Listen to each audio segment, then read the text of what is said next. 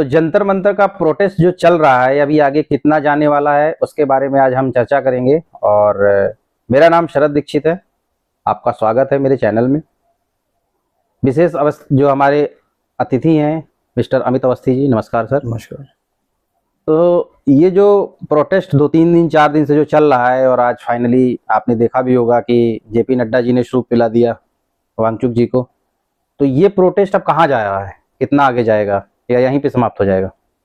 देखिए, सोनम वांगचुक का इस प्रोटेस्ट में कुछ ज्यादा लेना देना नहीं था। वो तो एक बलि का बकरा बनाए गए थे। मेन तो ये सीजीपी का ही आंदोलन था।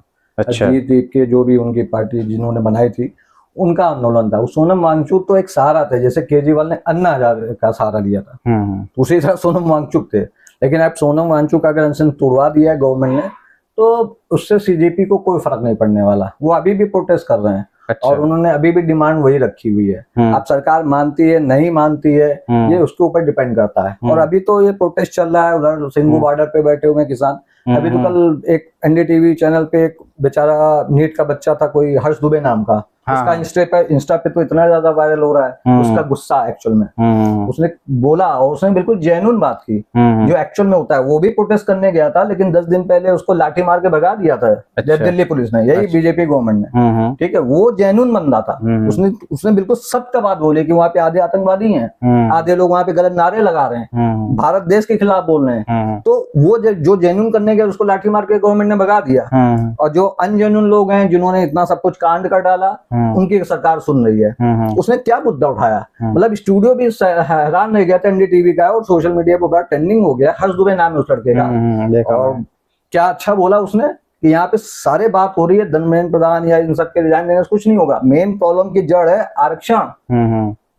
कि आप नीट पीजी में इतना गंदा आरक्षण दे रहे हो कि जो 560 नंबर लेके आ रहा है उसको सीट नहीं मिल रही है, जो 200 नंबर लेके आ रहा है उसको सीट मिल रही है, सरकारी मिल रही है। ठीक है, वही 560 में यूपी के बच्चे का सिलेक्शन होता है, 540 में आपका मध्य प्रदेश में सिलेक्शन होता है, 530 में आपके छत्तीसगढ़ का सिलेक्शन होता है। मतलब आरक्षण तो ठीक है, लेकिन फिर राज्यों का भी आरक्षण है। अच्छा। तो बहुत बड़ा मुद्दा हो गया है। क्योंकि अब सोशल मीडिया में ये चल रहा है कि भैया ठीक है नीट पीजी तो ठीक है, आप सॉर्ट आउट करोगे, आरक्षण को कौन खत्म करेगा?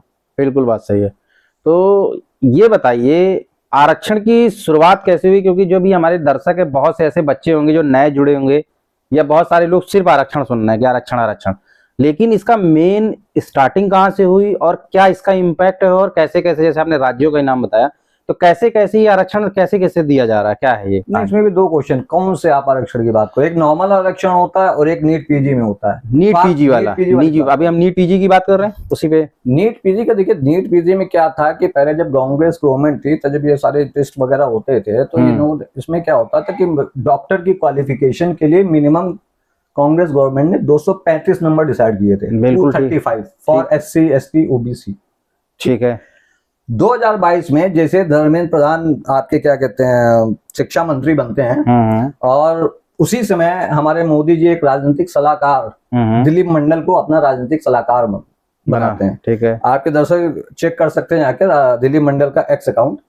वही दिलीप मंडल 2020 तक की मोदी जी को, बीजेपी को, ब्राह्मणों को, ब्राह्मणवाद मुर्दाबाद गरियाता रहता था। जैसे उसको राजनीतिक सलाहकार बनाया वैसे ही उसने अपनी पता नहीं क्या ऐसी सलाह दी कि उसने नीट पीजी में जो मिनिमम क्वालिफिकेशन का था फॉर SC ST OBC 235 उसको हटा लिया। अच्छा, अब आपने सुना होगा सोशल मीडिया पे कि -40 नंबर वाला डॉक्टर बन रहा है, बिल्कुल, तो 0 नंबर वाला बन रहा है, बिल्कुल, ठीक है, 70 नंबर वाला डॉक्टर बनना है। मतलब चलो MBBS तो ठीक है, पीजी में एक ये हाल है।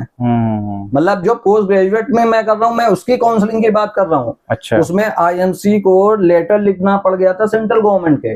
आप दूर क्यों जा रहे हैं? अपने लखनऊ में ही 2 केस खुले थे KGU में कि 2 विशेष मतलब SC कैटेगरी में 2 डॉक्टर एडमिशन लेते हैं। ठीक है, 15 साल का लड़का हो गया। अच्छा, उसी हॉस्टल में उसकी बीवी रहती, 15 साल का लड़का था, 21 साल से अभी तक की वो डॉक्टरी नहीं पास कर पाया। बताइए। और 2 केस है यहाँ के लखनऊ के। अच्छा अच्छा। इसी तरह पूरे भारत में टोटल 45 के करीब डॉक्टर्स, ठीक है, मैं चाहूं तो आपको डेटा भी मैं बता सकता हूं, मतलब इतना याद नहीं है, लेकिन अभी कल ही रात में देखा था कि ऑर्थोपेडिक 2 नंबर वाला हो रहा है, 8 नंबर वाला गायनोलॉजिस्ट बन रहा है। तो ये सब क्या है? क्या मोदी जी से पूछे या अमित शाह जी से पूछे? मैं धर्मेंद्र प्रधान जी से पूछ लेता हूँ, ये जो पास होके ये जो डॉक्टर बनने, क्या इनसे इलाज करवाएंगे? बिल्कुल बात सही है। मैं कहता हूँ SC ST का जो सबसे बड़ा नेता है वो क्या इनसे इलाज करवाएगा? चंद्रशेखर रावण से पूछा जा सकता है ये बात। हाँ, वो उससे इलाज करवाएंगे? बिल्कुल बात। तब तो जाएंगे बहुत अच्छे वाले डॉक्टर के पास जाएंगे, भले वो सामान्य वर्ग का हो, विदेश लेकिन यहाँ पे अब आप सोचो 3 लाख रुपए एक बंदा नीट PG में देता है सामान्य वर्ग का, वहीं SC ST वर्ग को 0 फीस देनी पड़ती है। क्या सारे सामान्य वर्ग वाले अरबपति हैं? बिल्कुल बात सही है। और जो SC ST या OBC वर्ग में है, क्या ये ISP से जो है इनके 3 पीढ़ियां चली आ रही हैं, ये अमीर इतने अमीर है कि 0 फीस देनी पड़ेगी। 1100 रुपए का फॉर्म होता है जनरल कास्ट के लिए, 1100, OBC के लिए 550, SC ST के लिए 0 फीस। मतलब ऐसा क्या है? और उसके बाद भी आप सब देने के बाद भी आप उसको -40 में डॉक्टर बना रहे हो। -40 में डॉक्टर बना रहे हो। हॉस्टल फीस फ्री है, खाना फ्री है, फीस नहीं देनी पड़ रही है। आप तो मोल ले रहे हो, फ्रीबीज दे रहे हो। ये 2022 से स्टार्ट हुआ। चलो ठीक है, कांग्रेस गवर्नमेंट कर लेती, लेकिन उनके उसने कम से कम ये तो मिनिमम क्राइटेरिया तो रखा ही था, 235 नंबर वाला ही डॉक्टर बनेगा। बिल्कुल। उस समय भी जनरल कास्ट की आपकी जो जाती थी वो 500 के ऊपर ही बंदे बनते थे। चलो वो चीज जेन्युइन थी, चलो ठीक है, एक तो वो आरक्षण चल रहा है, लेकिन आप इसकी भी कैटेगराइज कर दो। अब आ जाते उस वाले आरक्षण पे जो मेन बाबा साहब भीमराव अम्बेडकर ने संविधान बनाया। अब कई लोग को तो यही नहीं पता कि संविधान भीमराव अम्बेडकर ने ही बनाया है। सबसे पहले जो इनिशियल संविधान की ड्राफ्टिंग की थी वो BN राव थे। अब ये कहेंगे इनिशियल ड्राफ्टिंग क्या होती है? इनिशियल ड्राफ्टिंग वो चीज होती है कि आपको एक मकान बनवाना है, ठीक है, तो सबसे पहले स्ट्रक्चर बनाना है, उसमें दिमाग लगता है। जब स्ट्रक्चर बन गया उसके बाद भीमराव अम्बेडकर जी आते हैं, जो इनिशियल ड्राफ्ट उन्होंने दिया था, कुल मिला के लगभग 17 देशों के ऊपर रिसर्च करके BN राव ने ड्राफ्ट दिया कि इस तरीके से संवाद बना। बस भीमराव अम्बेडकर अध्यक्ष थे, क्योंकि BN राव सलाहकार थे, क्योंकि उन्होंने इतने, वो बहुत बड़े अच्छे वकील थे और इंटरनेशनल जज के उसमें भी रह चुके थे कई देशों में, तो उनको बहुत अच्छी जानकारी थी। BN राव ने इनिशियल ड्राफ्ट दिया, उन्होंने उसको फाइनलाइज किया। टोटल 299 मेंबर थे, लेकिन नाम किसका गिना जाता है? क्रेडिबिलिटी, अध्यक्ष थे तो क्रेडिबिलिटी किसको गिनी जाती है? BN राव अम्बेडकर। बिल्कुल। BN राव का कोई योगदान ही नहीं है।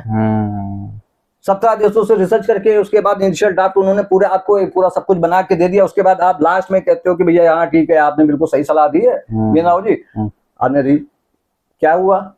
आज कोई BN राव को याद करता है? भीमराव अम्बेडकर ने ही कहा था कि 10 साल तक की आरक्षण लेना चाहिए, नहीं तो उसके बाद देश आगे तरक्की नहीं कर पाएगा। ये अम्बेडकर जी की जीवनी में लिखा हुआ है, जब वो संविधान बना रहे थे कि 1960 तक की आपको आरक्षण देना है।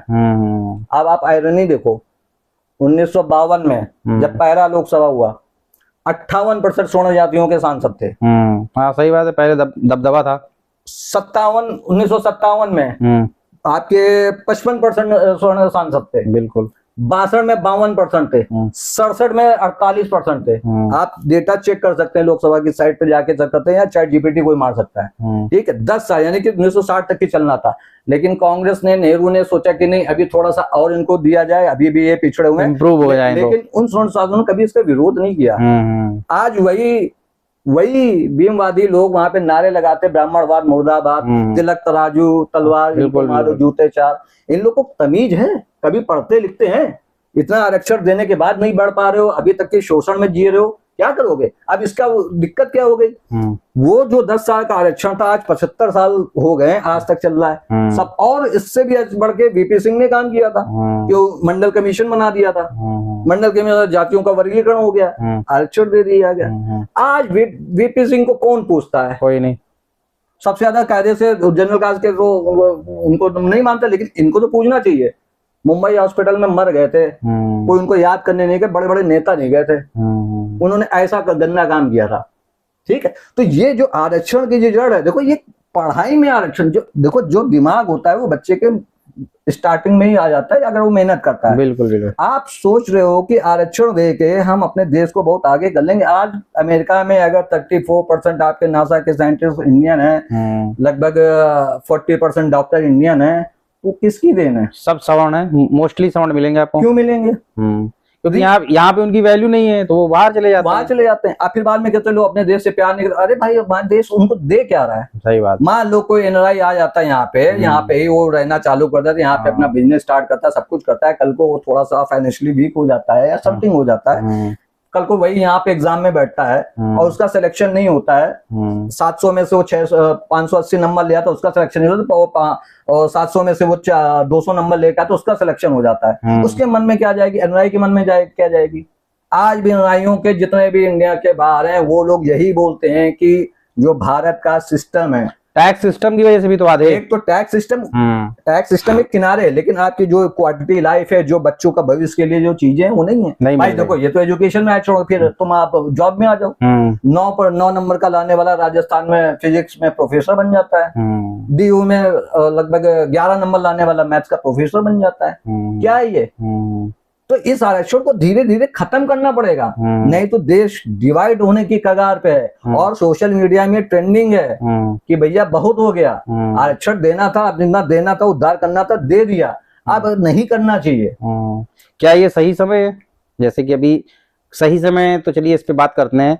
क्या हमें सरकार से कोई भी चीज लेने के लिए इसी तरह के प्रोटेस्ट करने पड़ेंगे जैसा कि अभी ये प्रोटेस्ट हुआ? क्योंकि नॉर्मल जब नीट का पेपर लीक हुआ, उस पर हो हल्ला हुआ, सरकार ने कुछ नहीं किया, मतलब नॉर्मल एकदम, कोई मतलब ऐसा लग रहा था जैसे कुछ बात ही नहीं हुई। वहीं जब एक पार्टी बनने के बाद वही सीजेपी ने जब प्रोटेस्ट चालू किया उसी के नाम पे, और जब प्रोटेस्ट हुआ और प्रोटेस्ट ने इनका गला पकड़ लिया, देखा जाए संसद में पहुंचने का मतलब गला पकड़ लिया, तो जब इनका गला पकड़ लिया तो अब देखिए मोदी जी ने भी अपना एक कल एक जो है वीडियो डाला, धर्मेंद्र प्रधान के भी वीडियो, अभी एक इंटरव्यू अभी थोड़ी देर पहले निकला है कि अब OMR सीट हम हटा देंगे और ऑनलाइन कर देंगे। तो क्या हर चीज का सोल्यूशन नहीं है? फिर आप कहोगे कि पब्लिक जो है, जनता जो है रोष में, भाई जनता रोष में तभी है क्योंकि आप सुन नहीं रहे हो। अब अगर आपने सुन लिया होता तो ये नतीजे भी नहीं आते। तो क्या ये जिस मुद्दे पे आरक्षण की बात हो रही, क्या इसके लिए भी हमें यही करना पड़ेगा? ये बहुत पहले करना चाहिए, लेकिन स्वर्ण समाज थोड़ा सा आजकल क्या हो गया ना, स्वर्ण समाज में एक बहुत बड़ी प्रॉब्लम है, वो पैसा कमाने में बिजी है, लेकिन वो आने वाली जनरेशन में क्या दिक्कत आने वाली उसमें बिजी नहीं है। सही बात है। ठीक है, आज आप पैसा कमाने, आज आप अमीर हो, कल को आप गरीब हो जाओगे ना, तो आपके बच्चों को एजुकेशन भी नहीं मिलेगी, जॉब भी नहीं मिलेगी। हो रहा है, अभी हो रहा है। हाँ, वही हो रहा है। तो ये स्वर्ण समाज की सबसे बड़ी गलती। भारत देश में सबसे ज्यादा टैक्स देने वाला स्वर्ण समाज, बिल्कुल। सबसे ज्यादा बिजनेस लॉ में स्वर्ण समाज, सबसे ज्यादा जॉब क्रिएशन करने वाला स्वर्ण समाज, आजादी की लड़ाई में सबसे ज्यादा बलिदान करने वाला स्वर्ण समाज, बिल्कुल बिल्कुल। उसके बावजूद बड़ा दिल लगते हुए भी अब ठाकुरों को बोलते हैं लोग, गरियाते हैं। ठीक है, ठाकुरों ने कितनी रियासतें सरकार को दे दी भारत देश को एक करने के लिए? आरक्षणवादियों को यही तो पढ़ना चाहिए, तभी तो उनको समझ में आएगा। नहीं पढ़ेंगे ना, नहीं पढ़ेंगे, वो नहीं पढ़ेंगे। परोसा हुआ जब मिल रहा है तो क्यों पढ़ाना, क्यों मेहनत करनी? वही चीज हम बता रहे हैं। तो इतना सब कुछ देने के बावजूद भी स्वर्ण समाज को गवर्नमेंट क्या दे रही है? कुछ नहीं दे रही है, कुछ भी नहीं दे रही है। आदमी बोलते थे ईडब्ल्यूएस क्या है, रख लो अपने पास। ईडब्ल्यूएस में कितने लोग हैं, क्या क्राइटेरिया है? 23 साल का बंदा बूढ़ा हो जाता है जब जॉब अप्लाई करना है, 24 साल का क्राइटेरिया नहीं है। तुम वही 27 साल के बंदे को तुम बूढ़ा नहीं समझते हो, ओबीसी एसटी वर्ग के। तुमने ईडब्ल्यूएस तो दिया, क्या उसकी एज सीमा बढ़ाई? नहीं बढ़ाई। तो स्वर्ण समाज इतना सोया हुआ है कि वो आने वाले भविष्य को देख नहीं रहा है। कैसे 2021-22 के बाद कैसे इस सरकार ने, इसी स्वर्ण समाज की एकता ने हिंदुओं को एक किया। 2014 में इलेक्शन में मोदी जी को लाए, बिल्कुल लाने के बाद सारी चीजें हिंदुत्व के नाम पे लाए। उसके बाद एक वो गुजराती थे 1947 में, जिन्होंने नेहरू के प्रेम चक्र में हिंदुस्तान पाकिस्तान का बंटवारा करवा दिया। एक और गुजराती आई है 2022 से। इनकी नीतियां ऐसे बदली कि अब हिंदुओं में बंटवारा करवा रहे हैं। यूजीसी आप कानून देखिए, सितंबर अगस्त में आया था, कितना प्रोटेस्ट टाइप का हुआ। अभी कुछ हुआ नहीं है, कुछ नहीं हुआ, सरकार ने नहीं हटाया। प्रोटेस्ट हुआ, सोशल मीडिया पे हुआ, जबकि राइट विंगर में मोस्टली स्वर्ण समाज के बीजेपी को बचाने वाले आते हैं। इन्होंने कुछ नहीं किया। वो तो सुप्रीम कोर्ट ने स्टे लगाया तो बच गए, नहीं तो ये जो अखाड़ा है ना, जो अपने कॉलेज है ना, यहाँ पे भी SC ST की तरीके केसेस लगते। स्वर्ण समाज अपने बच्चों को पढ़ाना भूल जाता, इन्होंने नहीं सुना। और जब प्रोटेस्ट के लिए बात आई तो इन्होंने परमिशन भी नहीं दी। बिल्कुल बात सही है। तो एक्चुअल में क्या है कि इन लोग का दिमाग ये चल रहा है कि स्वर्ण समाज भाड़ में जाए, क्योंकि इनकी पॉपुलेशन है, मतलब जैसे मान लिया जाए पूरे भारत में लगभग 20-22% है, शायद 24% के करीब होगी, ठीक है। लेकिन हमको SC/ST का ज्यादा वोट चाहिए, OBC का ज्यादा चाहिए। इस चक्कर में ये पूरे हिंदुओं को डिवाइड कर रहे हैं। मैं फिर बोल रहा हूँ, एक गुजराती 1947 में आते, एक गुजराती ये आए हैं। नहीं तो ये जैसे कि कहावत है कि सांप को दूध पिलाओ तो पलट के डसता है। आप इस प्रोटेस्ट में देख लीजिए, क्या आपको लगता है वहां कोई स्वर्ण का बच्चा है? अभी एक मैंने वीडियो देखा, उसमें एक वो भगवा कुर्ता पहने हुए था, लोग मार रहे थे, मारो इसको साले को। आपने क्या दिया है? देखा जाए आने वाले समय में हम सुरक्षित नहीं रहेंगे। अगर हम टीका लगा के, मान लीजिए जाति भाई, अगर हम हिंदू हैं, ब्राह्मण है, तो हमारा धर्म है कि हमें टीका लगाना चाहिए या भगवा वस्त्र पहनना चाहिए, तो क्या ऐसी स्थिति में हम लोग रह पाएंगे? देखिए, एक कहावत है ना, कर्मा रिटर्न्स। स्वर्णों ने बीजेपी को दूध पिलाया। हाँ, सही बात है।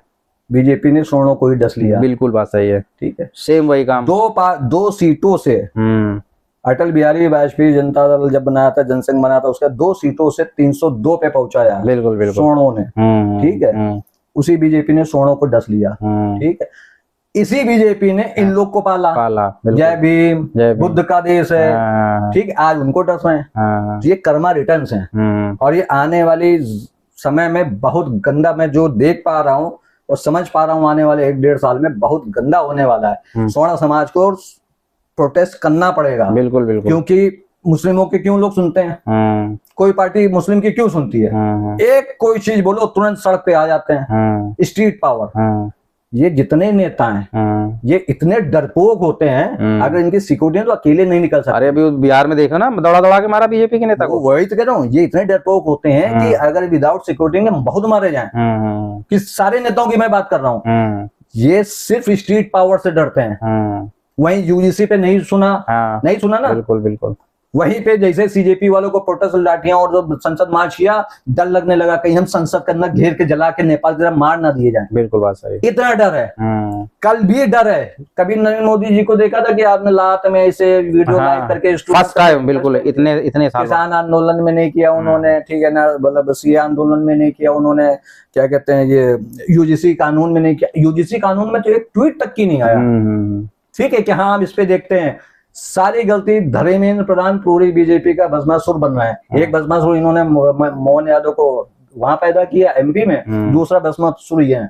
और देख लेना आप 2029 में नहीं आने वाले। हाँ, जिस तरह से चीजें हो रही हैं, मुश्किल लग रहा है, क्योंकि भाई जिसके बल पे ये सोचते हैं कि हम आ जाएंगे, भाई जो जनजी निकला है इस प्रोटेस्ट में, ये आप बात मान के चलो, बहुत ही विकृति चल रही है उनके दिमाग में। आप उनकी गालियां सुन लो, आप उनके स्लोगन सुन लो। इवन जिस फीमेल्स की बात करते हैं, 33% का आरक्षण ला करके उनको दे देंगे।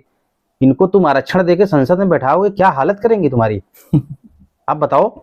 मैं दर्शकों से पूछना चाहता हूँ कि आपके घर में भी बच्चियां हैं, आपके अगल बगल भी बच्चे होंगे जो पढ़ाई करते होंगे। एक छोटी छोटी लड़कियां आप देखिए, उसमें क्या बोल रही हैं, मोदी की 13वीं समोसा खा लो, कोई कुछ बोल रहा है, कोई कुछ बोल रहा है। और इन लोगों के लिए मोदी जी दिन रात लगे हुए हैं कि इनको आरक्षण भी दे दो, इनको आयुष्मान कार्ड दे दो, इनको ये दे दो, इनको वो दे दो। तो कैसा भारत ये बनाने की कोशिश कर रहे हैं? कैसा भारत बनाने की कोशिश कर रहे हैं? मोदी जी के अंदर सबसे बड़ी समस्या जानते हो क्या है? मोदी जी वक्ता अच्छे हैं, ठीक है, लेकिन संवाद में 1 नंबर की 0 आदमी है। आपने आज तक उनको कभी इंटरव्यू देते हुए देखा है? बिल्कुल नहीं। हाँ, 2019 में एक बार कांग्रेस ने बहुत ज्यादा वो किया कि 5 साल में कोई उन्होंने प्रेस कॉन्फ्रेंस नहीं की, तो आज तो बैठ तो गए, लेकिन अगल बगल वाले आंसर दे रहे, पत्रकारों का वो नहीं दे पा रहे थे। वो पर्सनल इंटरव्यू देते हैं। पर्सनल इंटरव्यू किसको देते हो?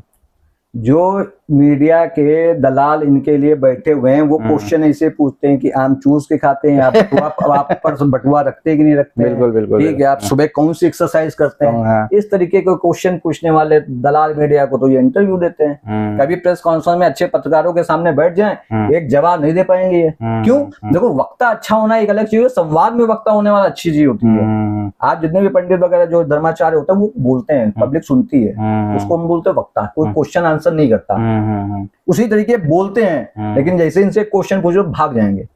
कई वीडियो ऑस्ट्रेलिया में भी गए थे, वहां पे पत्रकारों ने क्वेश्चन पूछ के भाग गए, वीडियो आया बाकायदा। ठीक है, तो ये प्रॉब्लम क्या है कि इनके अंदर प्रॉब्लम ये है कि ये सिर्फ सत्ता पाने के लिए किसी भी हद तक जा सकते हैं, और इस हद तक चले गए हैं कि जो हिंदुत्व के नाम पे हिंदुओं को एक करने के लिए 2014 में आए थे, वही अब हिंदुओं को पूरा डिवाइड कर दिया है। हमारे योगी जी बेचारे कटोगे मरोगे बटोगे तो कटोगे एक करने में लगे हुए हैं, और वहीं इनके जो बड़े भैया हैं मोदी जी, वो हिंदुओं को बांट रहे हैं। तो फिर बाद में सोचते हैं कि लो हमारे 400 पार का नारा दिया था, 240 कैसे आ गए। अबे क्या सोनू ने ही तुमको वोट नहीं दिया था? उन लोगों ने भी नहीं दिया था। आप यूपी का डेटा उठा के देख लो, मायावती भले इलेक्शन आप हार जाए, कोई सीट ना है, 14% वोट उनका फिक्स है। चाहे आप कितना भी उनको आरक्षण दे दो, आपको पता आरक्षण कहाँ तक की गिरा हुआ है? अगर मैं आ जाऊं तो 1 घंटे में 2 घंटा खत्म पड़ जाएगा।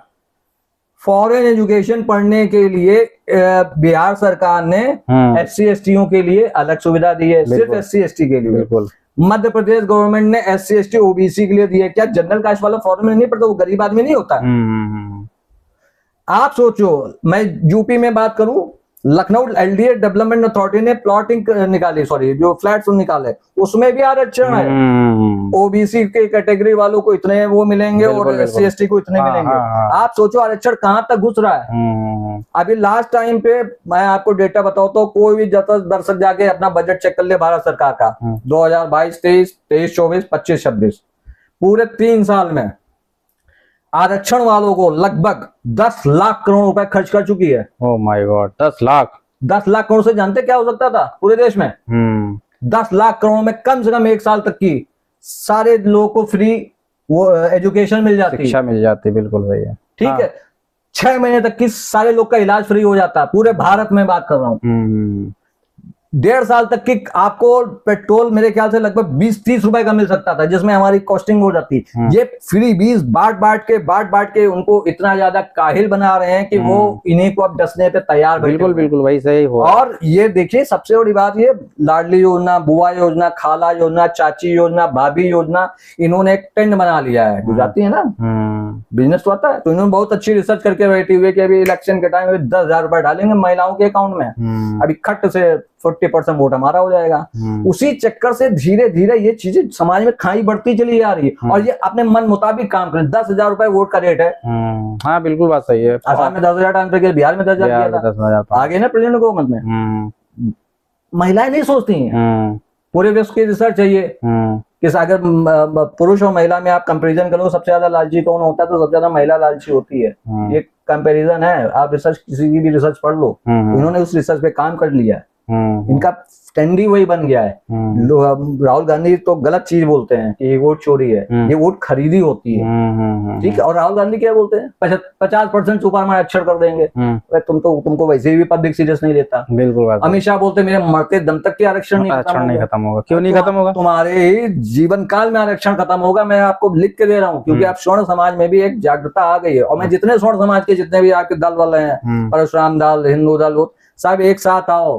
अलग अलग पार्टियों बनाने से आप इनको नहीं हरा सकते हो। पूरे भारत में जितने भी अलंकार की पार्टी है, पांडे जी की पार्टी है, उनकी पार्टी है, ब्राह्मण समाज पार्टी, सब एक साथ आओ तब इनको हरा सकते हो। और मैं तो कहता हूँ कि आपकी इलेक्शन में किसी स्वर्ण समाज के नेता को अगर टिकट मिले, घंटा वोट मत देना, क्योंकि यही स्वर्ण समाज के नेता UGC में एक शब्द नहीं बोले थे बीजेपी के। चाहे वो आपके कानपुर के सांसद रमेश अवस्थी हो, चाहे उन्नाव वाले साक्षी महाराज ने तो बोल ही दिया था कि स्वर्ण समाज हमको नहीं चाहता, ठीक है। जितने भी कोई भी एक नहीं बोल पाया था। UGC इतना गलत नियम आया था। इनको वोट ही नहीं देना चाहिए।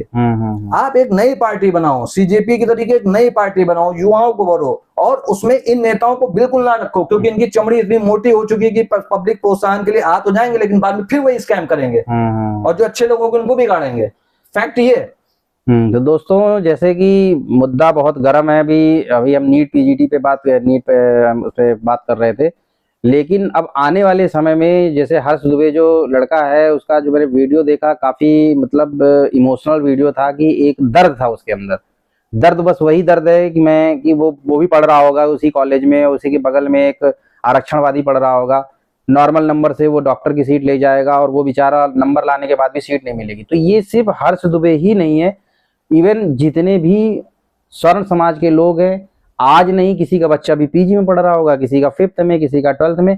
तो ये जो जहर है ये हमेशा फैलता रहेगा। वो हर्ष दुबे भी हो सकता है, हाँ। हर्ष गुप्ता भी हो सकता है, हर्ष सिंह भी हो सकता है, हर्ष खान भी हो सकता है। हाँ हर्ष खान भी होता है, क्योंकि बहुत सारे मुस्लिम भी जनरल कैटेगरी में, हर उसमें जनरल कैटेगरी में, नकवी है, हाँ, खान है, हाँ, ये सब आपके जनरल कैटेगरी में आते हैं। बिल्कुल। तो यहाँ पे हम एक दूसरे को ना बांटते हुए सरकार की जो मंशा है उसको तोड़ने के लिए, जैसा कि अमित जी ने बताया कि जितने भी हमारे दल है, दल बनाने से कोई मतलब नहीं है। 75 दल हैं, करणी सेना और क्या नाम ये सवर्ण समाज और ये अलंकार पार्टी नहीं।